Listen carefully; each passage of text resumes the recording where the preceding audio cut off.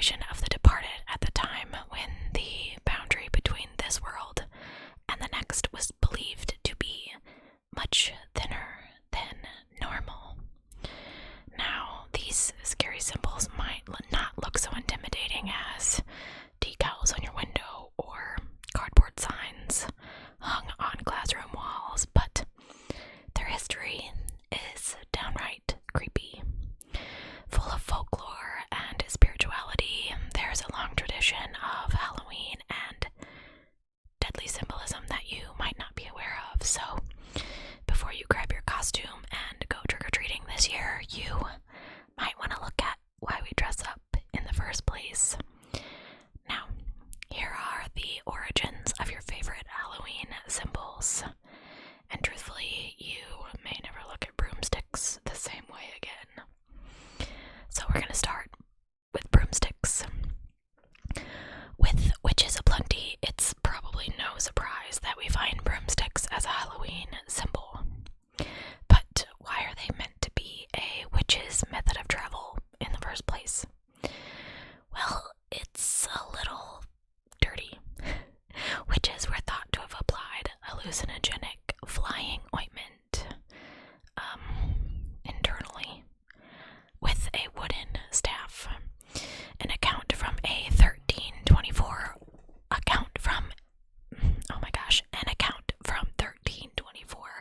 from a witch on trial says they found a pipe of ointment wherewith she greased her staff, upon which she ambled and galloped through the thick and thin. Yeah, okay. So, for the next few hundred years, they were described as flying on anything from a cupboard to a fork. It seems to be the wooden staff imagery that has really lasted through time. It is thought that the broomstick, also a symbol of domesticity, may have stuck because it makes the perfect object to be perverted by witches. Femininity gone wrong. Perfectly scary for the patriarchy. I didn't write this, y'all. I gathered this information. The next thing that we talk about, black cats. Well, in some folklore, black cats have been considered lucky or even a sign of prosperity. Their association with witchcraft is much more widespread and links these cute creatures to Halloween. The idea that cats are witches' familiars is found in writings and trial reports of the 16th century. People so feared their demonic connotation that groups of cats were often buried alive across Europe. Bad news for your favorite black cat. Black cats were also feared in early America and seen as a sign of witchcraft, while more commonly today they're thought of as bad luck. The creepiness really does live on. In fact, they are so associated with the holiday, they are potential targets of torture and ritual sacrifice, and some shelters limit adoptions of black cats around this time of year. Thank goodness, poor little kitties. Jack-o'-lanterns are next.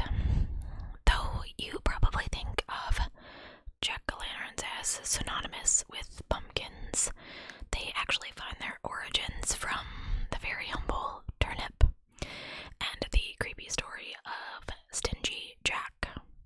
According to the Irish folktale, Jack invites the devil for a drink with him and, not wanting to pay, convinces the devil to turn himself into a coin to pay for the drinks. Instead of spending it, Jack keeps the coin in his pocket next to a cross, only freeing the devil when the devil promises not to claim Jack's soul when he passes. When Jack passes, God will not allow him into heaven, and the devil will not allow him to go the other way, instead giving him a burning coal to light his way. Jack puts this coal into a hollowed-out turnip to light his way, and he is forced to wander the earth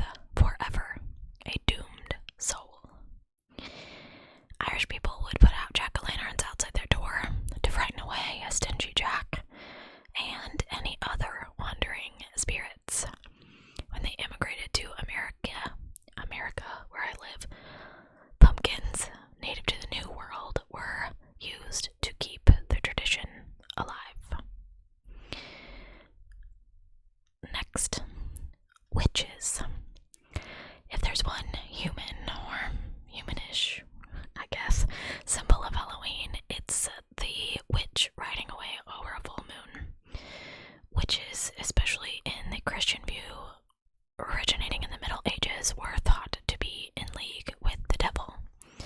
Their casting of spells and connection with the other world made them a natural fit for Halloween and its predecessor, Samhain. But how did they become so ubiquitous with this holiday? Some people think it was a tactical move by the greeting card industry. In any case, a bubbling witch's cauldron and a wart-covered old woman are sure to be in any haunted house you visit this year.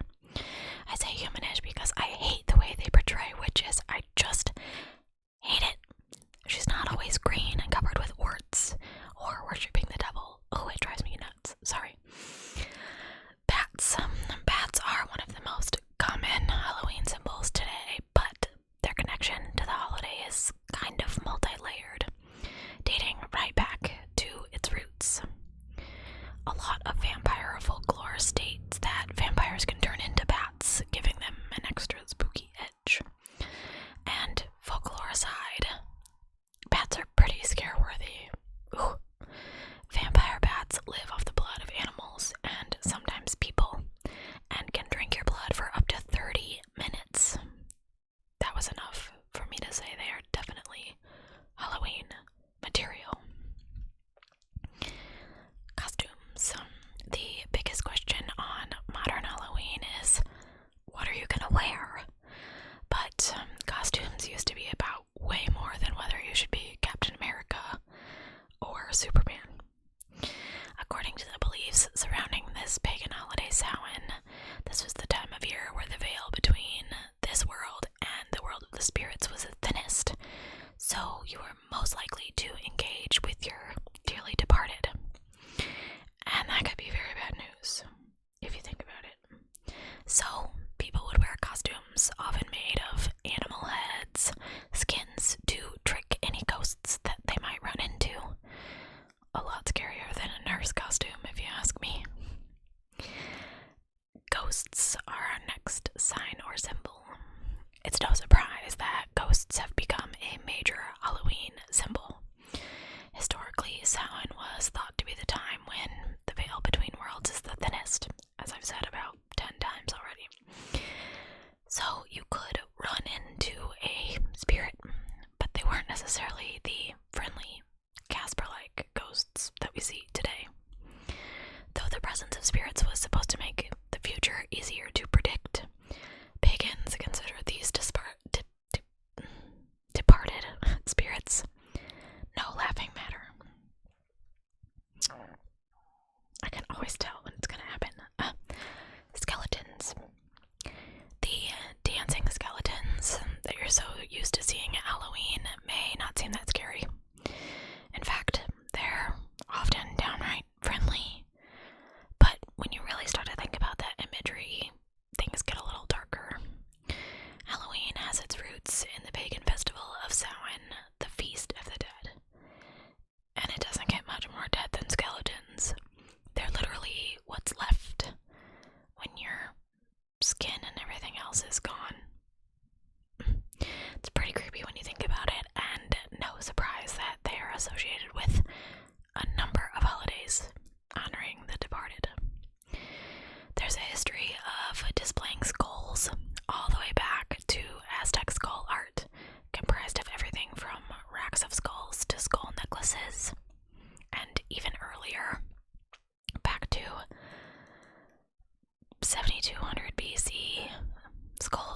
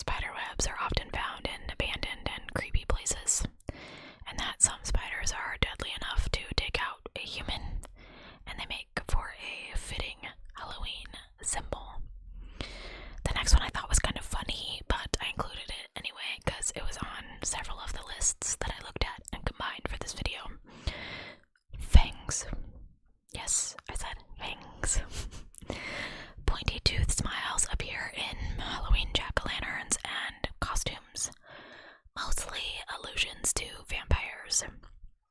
Vampire stories come from a range of cultures, from Chinese to Mesopotamian, and stories of what we think of as vampires originated as early as 11th century Europe. Of course, the most famous vampire, Dracula, is a fictional character, but some believe he is based on Vlad the Impaler, or Vlad III, a medieval Romanian prince. Have you seen his house? It's crazy. In the story, Count Dracula is described as having pointy, very white teeth, presumably for all that blood drinking, which is where we get the fangs we see today. The next one I just kind of titled as Husks. A symbol and a decoration. Corn and wheat stalks are seen everywhere around Halloween. Considering that Samhain and the modern Halloween both fall around the end of the summer harvest, corn and wheat would have been widely available. Plus, they are a sign of stocking up for the colder months. But as this time period is pretty much all about death, the husks play into the imagery in an interesting way, just as skeletons show what will remain when we're gone. Dried out husks are the remains of the once living bounty that has now been harvested. I wanted to include apples on this list because after pumpkins and candy, apples are like the number one food most seen around Halloween. Whether you're bobbing for one or it's in a witch's hand, though we may make the more modern link between apples and witches. Snow White. Anyone? The apples connection with this holiday goes much further back. Apples were associated with the Roman goddess of abundance, Pomona. I think I said that right. And when the Romans invaded Britain, they brought their beliefs and their apples along with them, which is where apple popping came from. But there's a scarier side, of course. When you slice open an apple, the seeds from a pentagram, also a symbol associated with witches, can be seen. So be careful with your apple popping. The next one is scarecrows. Scarecrows can be used for most Halloween and fall decorations interchangeably. They're more than just a Halloween symbol. They're a symbol of fall and the harvest. Long after all the witches, bats, and ghosts have been put into storage, the scarecrow remains. He will stay all the way through Thanksgiving, symbolizing the fall harvest and the autumn feast. However, don't think this means that the scarecrow hasn't earned its place as a symbol of Halloween. They were used in many cultures in the fields, sometimes with animal skulls as heads. During harvesting rituals, the scarecrows would be burned in celebration and the ashes returned to the soil.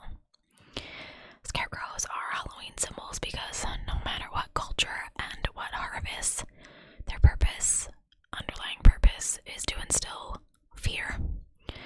They always have one purpose: to frighten away intruders, and they do it well. Modern day scarecrows have starred in TV shows, comics, and movies as terrifying creatures that provoke a